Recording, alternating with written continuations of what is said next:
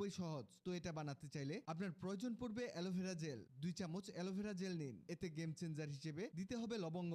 1 চামচ লবঙ্গ এতে অ্যাড করবেন। আরো লাগবে গ্লিসারিন। এখানে 1 চামচ পরিমাণে গ্লিসারিন দিয়ে দিবেন। 3 থেকে 4 চা চামচ গোলাপ জল এতে দিতে হবে। এখানে স্কিনের জন্য যে গোলাপ জল আছে সেটাই ব্যবহার করবেন। আর চাইলে বাসায় গোলাপ দিয়ে কিভাবে গোলাপ জল বানানো হয় সেটাও শিখে নিতে পারেন। আমাদের পেজে ভিডিও আছে। এবার এটাকে মিশিয়ে নিন ভালো করে। এটা মিক্স করতে করতে আরেকটা জিনিস শিখে রাখুন। একটা বাটিতে 2 চামচ চালের গুঁড়া নিন। চালের গুঁড়ো না থাকলে ব্লেন্ড করে চালগুলোকে ভালোভাবে গুঁড়ো করে নিবেন। আর যে কোনো ব্র্যান্ডের একটা টুথপেস্ট লাগবে। এখানে সামান্য একটু টুথপেস্ট দিয়ে দিবেন। আরো লাগবে একটা ইনোর মিনি প্যাক। এখানে ইনোটাকে পুরোটাই ঢেলে দিবেন। খুব সহজ কিন্তু অনেক কার্যকরী একটা জিনিস তৈরি হচ্ছে। এবার এতে দিয়ে দিন রোজ ওয়াটার বা গোলাপ জল। এখানে গোলাপ জলটা কিন্তু স্কিনের অনেক কাজে আসে। এবার এটাকেও মিশিয়ে নিন। এটা মিক্স হতে হতে জানিয়ে দেই, আগের ভিডিওতে কমেন্ট করেছেন ফেনী থেকে তানজিন সুমি, মদিনা থেকে মোহাম্মদ হাসনাত, মালয়েশিয়া থেকে কামাল হোসেন।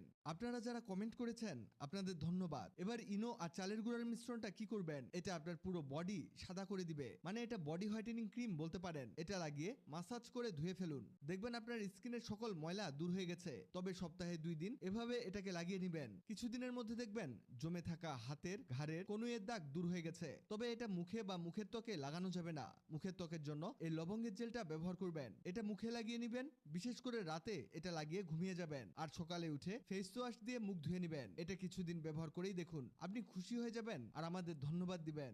ভিডিওটি আপনার কাজে আসবে, তাই দ্রুত খুঁজে পেতে টাইমলাইনে শেয়ার দিয়ে রাখুন।